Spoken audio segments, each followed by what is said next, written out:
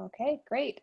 Hi, everyone. Thank you so much for being here this evening. We got some new to Girls on the Run faces joining us, so we'll start off with some introductions. My name is Erin Schulte. I'm the Council Mission Advancement Coordinator. I primarily focus my work on managing our social media presence as well as some of our fundraising and program evaluation strategies. I also work in learning and development when I'm not working for Girls on the Run. I've been involved with the organization for 10 years, everything from coaching to executing the 5K to my position here in Philly that I've been in for about a year and a half, and love the program, and I'm super excited to tell you more about how you can get involved this spring. And then the pillar of our group that is not here this evening is Colleen Kelly Howard, our executive director. She has been the executive director of Girls on the Run Philadelphia for I think 6 or 7 years, and has 3 girls that have all been through the program. So she knows it inside and out from the perspective of a parent, a coach, and now the executive director. And I am Heather Plasteris, and I am thrilled to be here with you tonight. I'm the program coordinator, so I do a lot of the touch points with sites and coaches and families, all that have those connections to our program. So I have, as many of us, the 3 of us, I've had various roles as a volunteer, as a parent of a participant, as a coach, and now working for the organization. So I am thrilled that you're all here, and I super appreciate your time. So moving along. So we're going to try and keep things moving along quickly tonight and address all the different aspects of our program that might be of interest to you. We're going to tell you about Girls on the Run if we're new to you, and then go over host site information, our program timeline for this season, information on becoming a coach, as well as information for prospective families of girls, and make sure to leave time to answer your questions. So if you want to keep yourself muted while we're going through the information, feel free to put questions in the chat, and I will either answer them via chat or we'll answer them collectively when we get to the end of our little presentation here. And actually, one other thing that I forgot to mention, if you could all type in to the chat sort of where you're coming from tonight. So are you an interested site? Are you a potential coach? Are you an interested family? Sort of, so we can have a sense of, who our audience is, and perhaps where we might want to spend a little more time. Yes, perfect. Okay. Thank you, Nova. Okay. Great. So just to give you kind of the 30,000 foot view, at Girls on the Run, we inspire girls to be healthy, joyful, and confident using a fun experience-based curriculum which creatively integrates running, hence the name. Slide, please. Oops, sorry. That's okay. So how we do that, Girls on the Run is a physical activity-based positive youth development program that uses running as a platform to develop life skills that will help girls make meaningful contributions to the community. So our competencies are competence, confidence, character, care, and connections. And at Girls on the Run, social emotional learning is the cornerstone of our lessons, which are based in research. And just as an example, one of the ways we support girls is in identifying and processing their emotions. I think a skill we can all agree that is critically important in today's world, even especially on days such as today. Okay. So just seeing briefly, it looks like there are a number of folks who are interested in potentially hosting the program as a site, which is awesome, and a couple of folks who are potential coaches, so that's great. I think generally I'll sort of pause at the end of each section and see if anyone has questions in the chat, or if you want to unmute yourself, that's totally fine. And then we'll have sort of more time at the end if there are any other questions. So this initial section here is about sites. So as far as the general overview of the roles and responsibilities of being a site and hosting the program, we ask for someone to sort of be a site liaison, who can be a point of contact, which there's another slide coming next that will elaborate a little bit more on that. Filling out the site application. So Erin just put in the chat the link to filling out our site applications for our spring season. So that's really the first step in connecting with us and giving us the information that we need to work with you to get things going. At this point, really focused on, for potential in-person teams, having a safe outdoor space in which to practice. That can look many different ways. It does not have to be any huge amount of space. There just needs to be some room for the participants to be able to run laps. And laps can be pretty short. It doesn't have to be anything huge. Kids are super flexible and they can make a lot out of not a whole lot of space. So as far as the space issue, you know, we could talk more about that specific to anything that folks had in mind if necessary. Space to store materials, you know, I'll talk more about this later, but this season we're going to have a lot more materials that the girls are going to be having for themselves. Typically the coaches kind of have to manage a whole bunch of stuff, and now the coaches don't have to deal with materials for the girls because the girls are all going to get their own things. We're giving out cinch sacks with the materials. So the coach, typically what happened in the fall, one coach would sort of be in charge of bringing, and again, this is more for in-person teams. One coach would bring the things to the site and sort of be the caretaker of it. We do ask for sites, you know, many of our sites are school-based, and typically in that scenario, either staff or teachers, potentially parents, might be interested in volunteering to coach.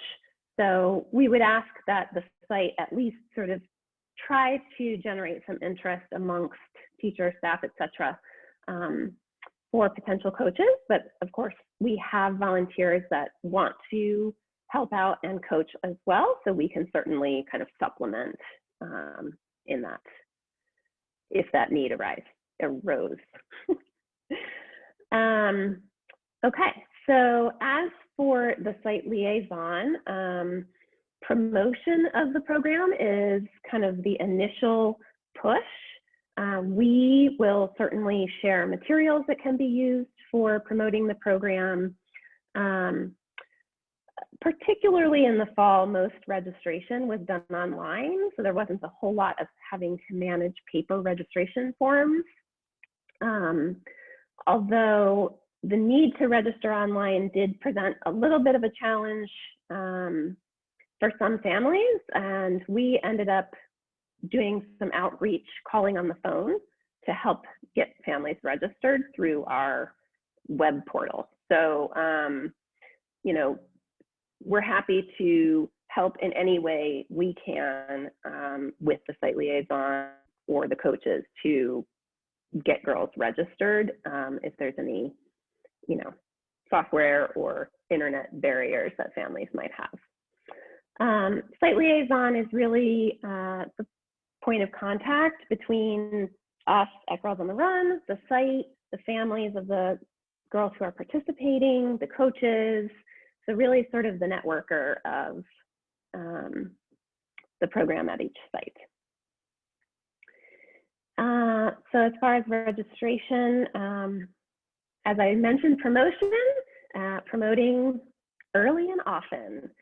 So that's really, I would say, a very important component of the site liaison role.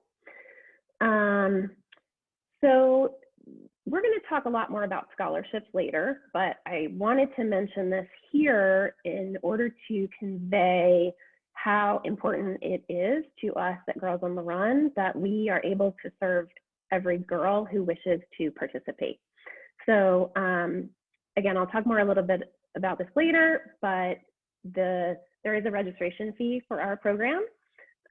We have a sliding scale, and again, if there is ever any potential participant that is a little bit balks at the registration fee, I definitely would want to be able to assure you that we will take care of whatever we can in order to get girls who want to participate in our program.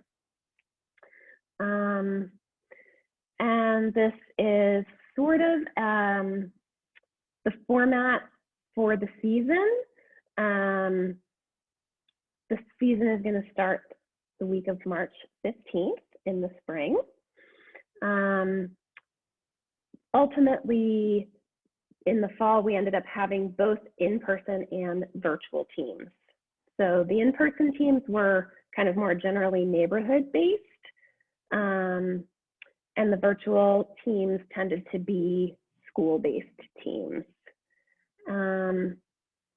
This sort of flexibility of moving back and forth from virtual to in-person, if there were an in-person team that got started, if there were some COVID exposure on the team, if even just in the case of bad weather, there is the capability to sort of seamlessly flow back and forth between the in-person meetings and our virtual curriculum.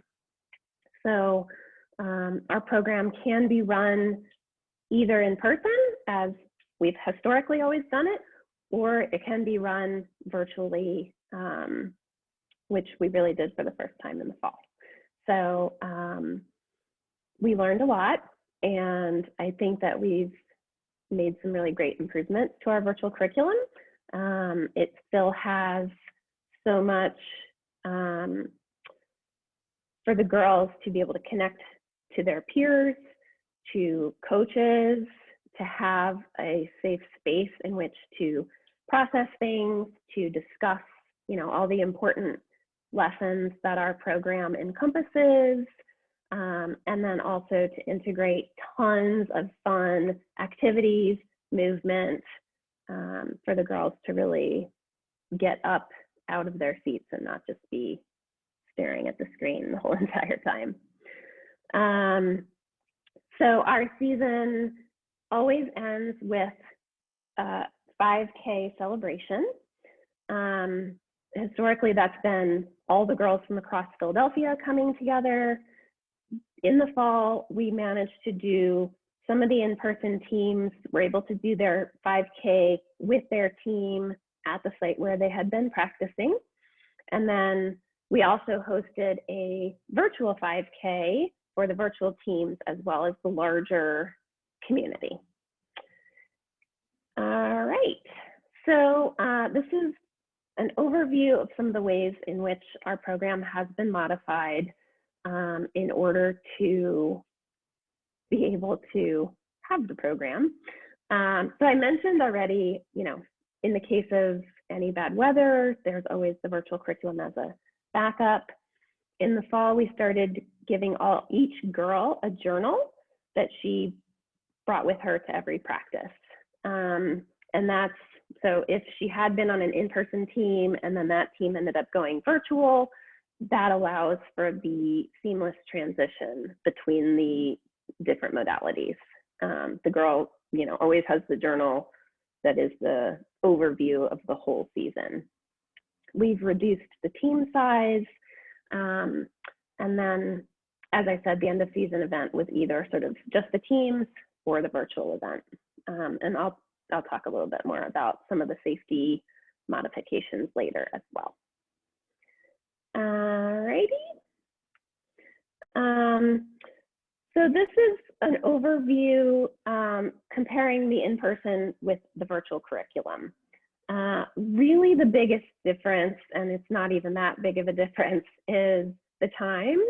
The virtual lessons have the option of being a little bit shorter in the case that it's a day where the girls are just done being online and they don't want to do the workout all together. They could potentially sign off and do that part on their own.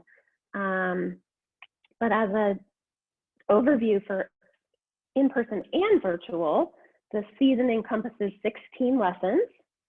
So it's historically most teams meet twice a week. There's an option to meet more often if you wanted to try to condense the season a little bit, but twice a week meetings will equal out to an 8-week season.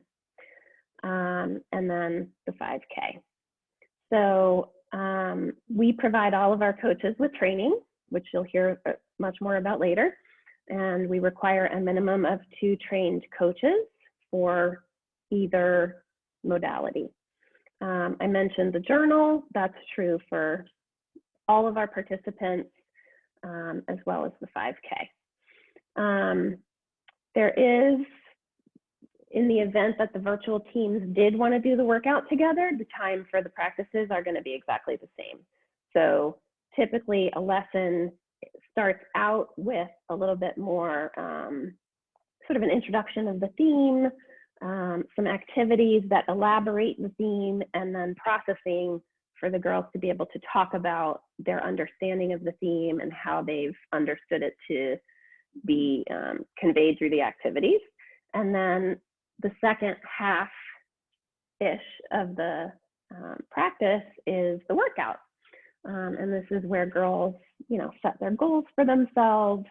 And ideally over the season, their goals increase and they're able to keep meeting their goals in order to ultimately complete a 5K, which is really a huge component of the sense of accomplishment that the girls take away from a season of Girls on the Run. Alrighty. So this is the slide that I mentioned was a little bit more elaboration about our safety modifications. We did reduce the team size to 12 to try to maintain distance on the in-person teams. There's actually a document where coaches they use this document to modify the activities in order to keep the girls distant from each other. So, instead of playing tag and high-fiving someone, they might play tag and wave, things like this. We did introduce an additional COVID safety training module to our training, which again, I'll talk a little bit more about later.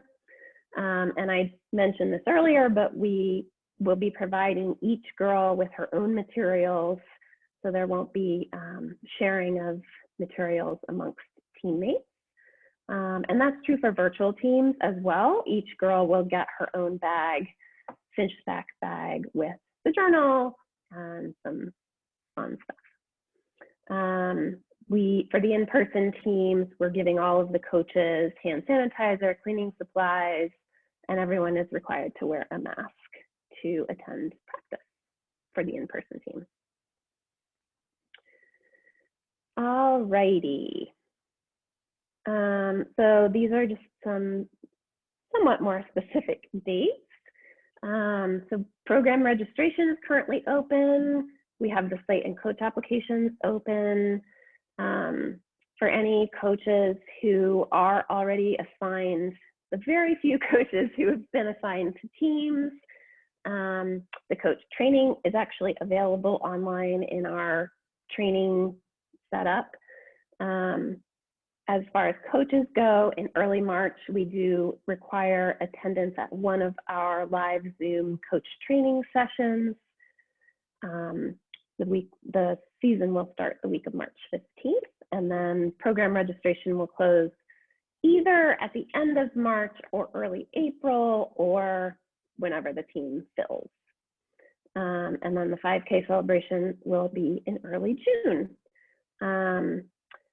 I would say that there is a chance that we would actually be able to host a version of an in-person 5K where we might have small groups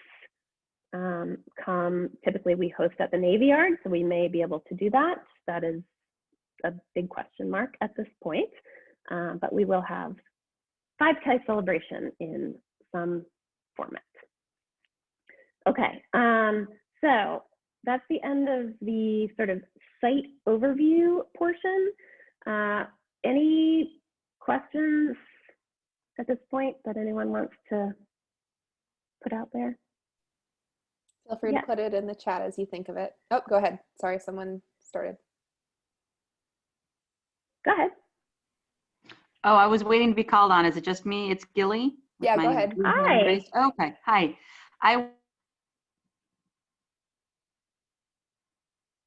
Uh-oh. Gilly Really froze. important things like this. So anyway, so I missed the first few slides, and did you talk about the sites already, or can you just show the slides that I missed at the end? So people don't The have to see slides it you again. missed were really just about from the site perspective. As a family member, your information is coming later. Okay, thank you. Sure. No problem. And I see Noga has a hand raised. Thank you all for that right. the hand raising. Awesome. So the time that's a lot of time. Just because I have childcare now full time in addition to teaching. I'm just wondering, like I could imagine doing like 60 minutes. The 90 minutes is, I don't know, is there a way of possibly doing some of it virtually with another trained coach if I can't do all that time? Or you mean the time of each individual lesson? Yeah, those sessions. Yes. Well, okay. I mean, maybe I should have talked a little bit more about this. So our curriculum that we use is very structured. So yes, the virtual sessions could be as short as 60 minutes. The content of each lesson is provided to all of the coaches. So it's a very, it's not like we just say, hey, go show up and coach these girls. We give you a curriculum guide with all the activities, with all of the conversation, discussion guide set up so that you will come into each lesson knowing exactly what's going to be covered and what activities you're going to be doing and what materials you might need for that activity, this kind of thing. So yes, it is, I will not deny that it is a pretty decent amount of time to commit to the program from the coaching perspective. I think the fact that it's a pretty compact, it's 8 weeks of that time commitment is what in many cases kind of allows people to give that time because they know it's condensed between March and May, basically. Did that answer your question? Yeah. Okay. Anybody else? Okay. If anything else, oh, Corinne. Hello, good evening, everyone. Hi. Hi, I'm Corinne Green. I have a daughter who may be interested in joining. She will be turning 10 next month. And I wanted to know if girls of all abilities are encouraged to participate. She isn't a runner. I happen to be a little bit of a runner, not to the point where I would coach yet, but so I'm just wondering, would there be a opportunity to sort of coach and develop her into becoming a full runner? I understand it's a training program, but she doesn't have any running experience. As absolutely not required. When we say run, this does not necessarily mean running. It can be walking. Some girls skip their laps. I mean, it's just movement. Right. So also coaches are not necessarily runners. What I was just gonna say. I've been involved with this program for 10 years and I didn't start running until this year. They finally wore me down.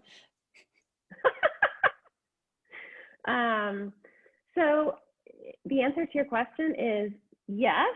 And actually, Gilly, I was going to call on you but now you're volunteering. Do you want to say a few words? Yeah, my kid went to the first session kicking and screaming, is absolutely not a runner. I'm a Frisbee player and a biker and also not a runner, but she kicking and screaming, and within 3 seconds was happy, comfortable, loved being a part of it. And she often walked, jogged, ran 20 steps and then walked and jogged, and it was always felt incredibly comfortable about that. That said, she's now running, quote unquote, running a little bit more than I ever imagined that she would have. But it was really it was very focused on social interaction, which, I don't know about your kids, but my kids desperately need right now in the time of COVID. It was just the highlight of the week for her. And if you had asked her before she went the first time, she never would have believed it. Also, there was this one activity where she came home with a piece of paper that all the kids filled out about things they liked about her. And she was it just made her feel so good to have that paper and to just feel the warm fuzzies of it. So it's running, but it's an opportunity for girls of the same age to hang out and be together and do some exercise. Okay. Yeah. Thank you. I appreciate you asking that question. Gilly actually emailed me before the season started in the fall with exactly that question.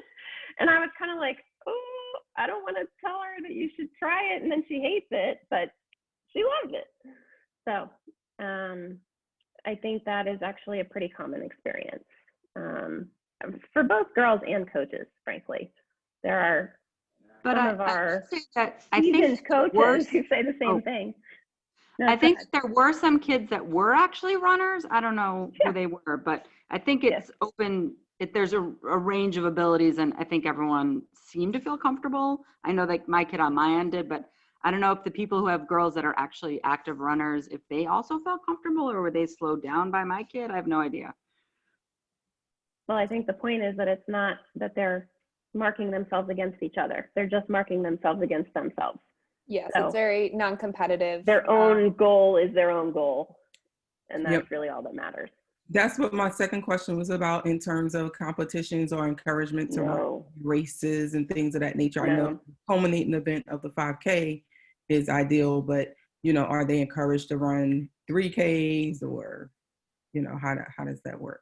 It's very incremental. They set their own goal at every practice of how many laps they think that they can run, and they work towards that goal. And the coaches do encourage them to look at their progress over time and say, last week you ran 10 laps. Maybe this week you can try and run 12.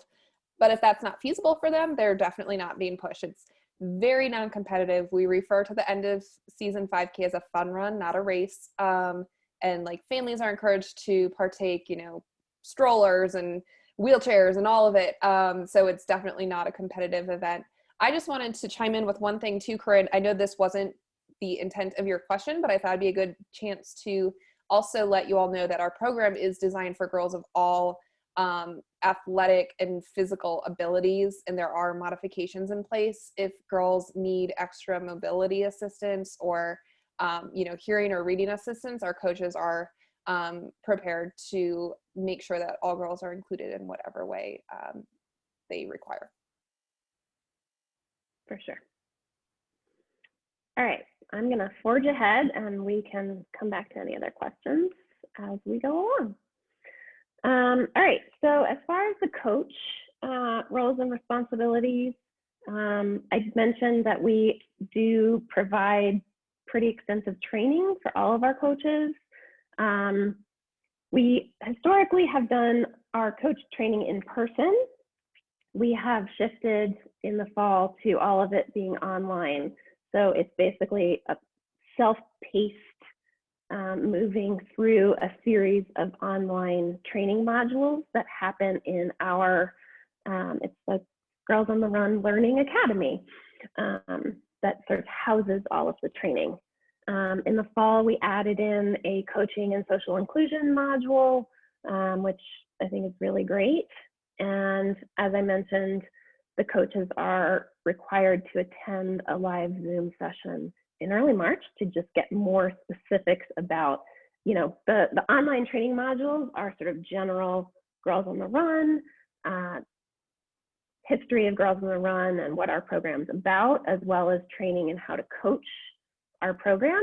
And the Zoom session is a little bit more specific to the Philadelphia teams and expectations for coaches in our area, as well as a little bit of a deeper dive into how to coach an actual lesson.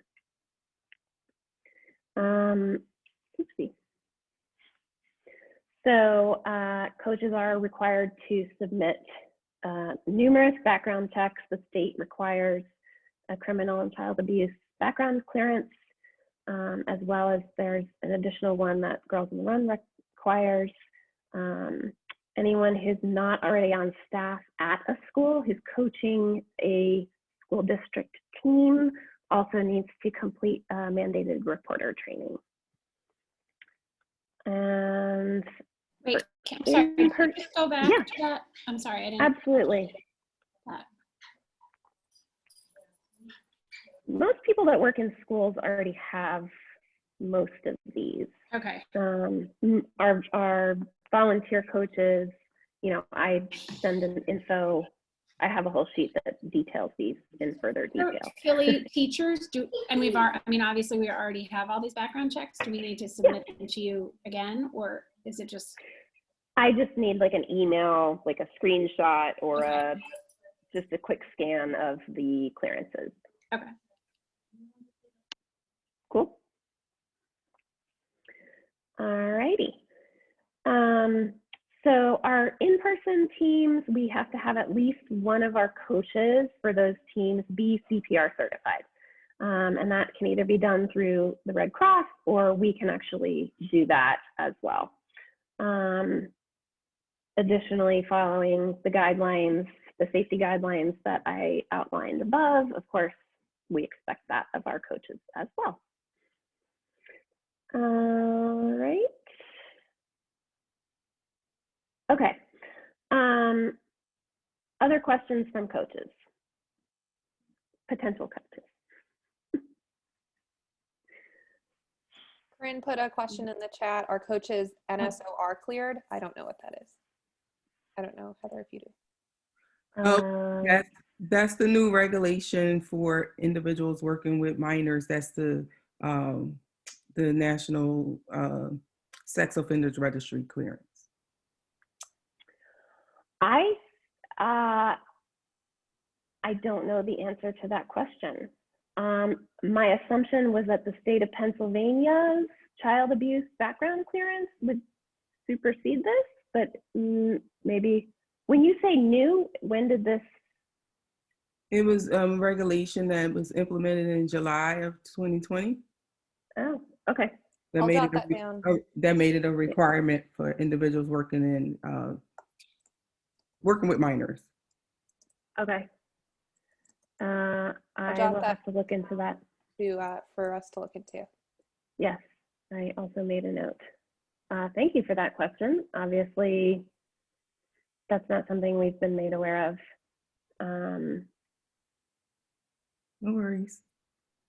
Thank you. Great question. Okay. Indeed. Alrighty. So as far as families of Girls on the Run, we certainly encourage family involvement as much or as little as is desired. At this point, our registration is open, and I feel like girls always like to have friends on their team, so spread the word, tell friends to register as well.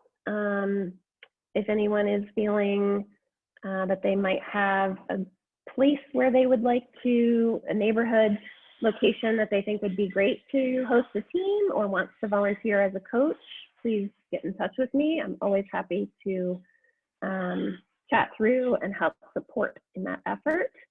During the season, I would say, checking emails, looking for communications from coaches, Following along your girls' progress, coaches send out emails about what lessons are covering. The girls' journal will be with them.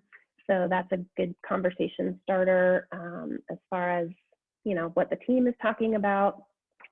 And for virtual teams, I think the biggest support is just helping girls remember. In the fall, we actually sent out text reminders to families 15 or 30 minutes before practices were starting, just as a, you know, sometimes we all get lost in whatever we're doing, and it's nice to have a little reminder. So that's during the season, and then at the 5K or during the virtual 5K week, certainly being supportive. If a parent or caregiver or aunt and uncle or cousin or family friend, whoever, can actually run with Girls on the Run Girl, that's always an awesome experience. And then of course, you know, for the spring and fall of 2020, we had larger community-based 5Ks. So encouraging community members to sign up for that is always helpful as well.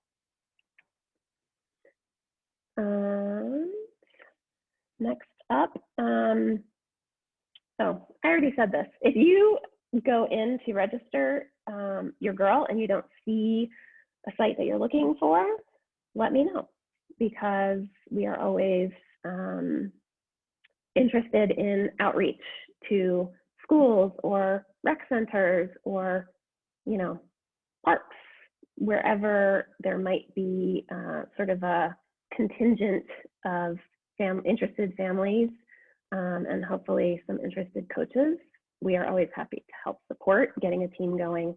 In the fall, we really had great success with sort of neighborhood-based teams where girls really, you know, maybe some of them knew each other before, but a lot of them were unknown to each other. So it was kind of a neat way, you know, it's Girls on the Run is grades 3 through 5.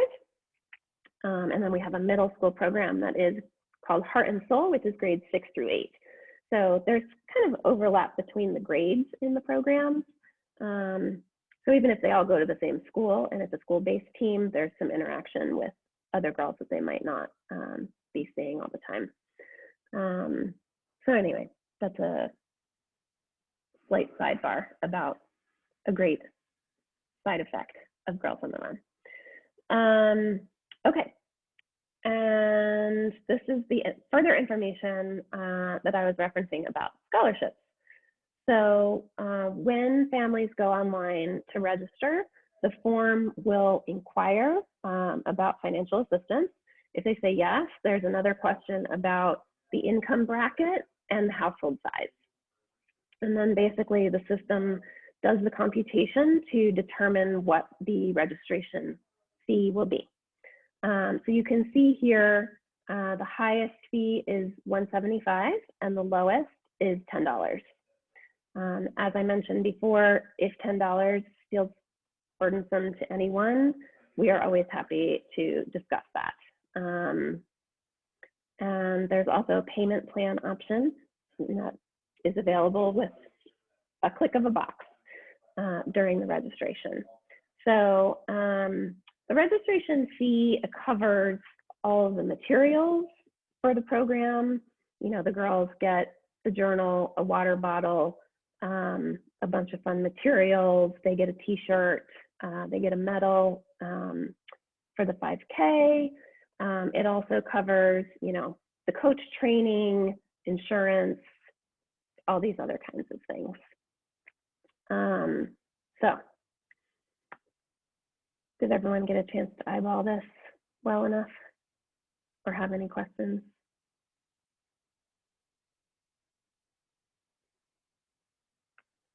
Great. So ultimately, the main thing that we hoped to convey today was the safety of our girls and volunteers is obviously our top priority, as well as maintaining the focus on our mission, while trying to be as flexible as possible to help allow as many girls as possible to access our program. And with that, we have a plug for an upcoming fun night of Quizzo with Girls on the Run on January 28th at 7 o'clock. I mean, who can really refuse an event with BJ Quizzy Jeff? So in case anyone's interested, there's some more info on our website, and maybe Erin put the link in the chat. Not sure. Awesome. Okay, great. Awesome. All right. So here we are with Q&A. If anyone has any other questions. And we're a small group. Feel free to just come off of mute to ask your question. Yeah, hi, this is Joe from Roosevelt Playground, Parks and Rec. Awesome. Hi, Joe. So, hello. If we want to try to start a program, I think Walt in our district, Walt Mulholland, had it at Tarkine last year, the year before. And we were actually, our site, Roosevelt, was one of the sites designated for a new teen program that the city is trying to launch in PPR. I think there's 10 sites citywide. That was iced, you know, due to the COVID situation. But I think this would be like a nice fit, either a complement or, you know, an adjoining piece. So I'm wondering, you know, I missed the beginning of the presentation. Would it be possible for you folks to like put together a flyer that basically had, you know, some of these details, and then maybe we could like post it and boost it on our Facebook page, and then see if there's an interest, and then if there, and then if there is an interest, maybe set up another one of these calls, so you know, you could talk directly to the folks that responded to our post, you know, and answer the, you know, answer those questions. Yeah, absolutely. And then also with the coaches. So if we're able to, you know, if we're able to sign up for this to try to be a participant, then do you guys handle getting the coaches and make sure they got all these clearances? Okay, so, you know, like I said, I missed the first 10 or 15 minutes. So that was the part that I think you talked about sites. We did. I kind of missed the part that applies to me, but yeah. That's no problem. Anyway, so go ahead. Can you do me a favor? Can you type your email in the chat so that I can, well, okay, there's my email. And if you want to put yours, if you want to send it to me privately, that's fine too. I'll put it in there. I would love to follow up with you. We have a number of rec centers. Some of them have staff members who are really excited about the program and want to coach. And some of them use mostly volunteer coaches from the community. Okay. So, okay, I'm Joe. Well, I use my personal email most of the time, so I'm going to put both. I'll put my city email in here because I think what I'm typing is correct, but I'll put them both in. Okay. Just to make sure. Better safe than sorry. Yeah. All right. Anyone else have any other questions? I have a quick one. Yeah. I'm having, so they're the names of two programs. One is Girls on the Run, and the other is another one that I'm blanking on because I'm having brain issues. Can you, it seems like it's a soccer-based. Well, so Heart the to team Heart, that Melanie was on was sort of specific to a certain group that was only going to be happening in the fall. But the overall, so Girls on the Run is like the umbrella name of the entire organization. And then the two programs, the younger girls in grades 3 through 5, it's a Girls on the Run program. So that is the same name. The middle grade program, grades 6 through 8, is called Heart and Soul. So it's a little bit, it's a little different curriculum. The Heart and Soul girls, it's much more girl guided, and it's a little bit more of taking a look at the whole self, talking about brain, body, soul. So it wasn't a merge of two programs. It's just the one extension of Girls on the Run, and it's just a program called Heart and Soul under Girls on the Run. Right. Yeah. Okay. Yeah, it got a little confusing, but thank you. Okay. Thanks. Sure. What other questions can we answer? Got it. Thanks, Joe. Okay. And that's, I'm at Roosevelt Playground. I forgot to put that in there. I'll write that down. Perfect.